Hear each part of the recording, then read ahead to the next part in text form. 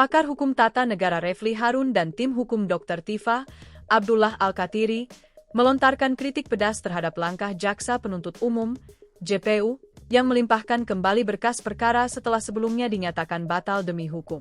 Refli Harun menilai tindakan jaksa yang melakukan perbaikan surat dakwaan tanpa adanya perintah dari hakim dalam putusan sela adalah sebuah kekeliruan besar.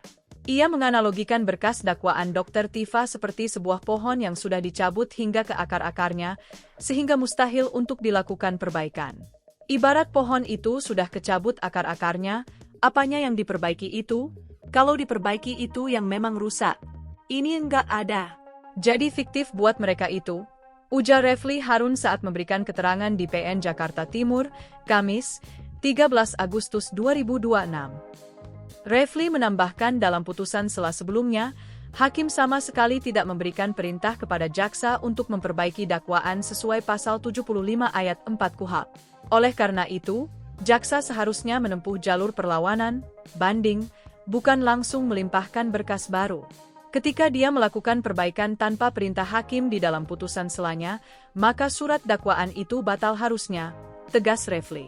Senada dengan Refli, Abdullah Al-Katiri menyebut kondisi dakwaan saat ini sudah seperti tanah, karena status batal demi hukum yang telah dijatuhkan pengadilan sebelumnya.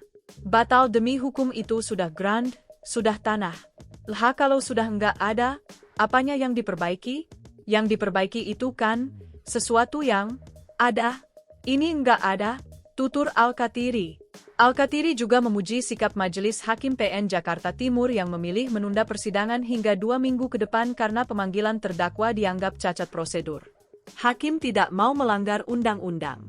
Ditundanya enggak tanggung-tanggung, 2 minggu, tanggal 27 Agustus, tutupnya. Latar belakang perkara. Kasus yang menjerat Dr. Tifa ini berakar dari tudingan pencemaran nama baik dan fitnah terkait dugaan ijazah palsu Presiden ke-7 RI, Joko Widodo.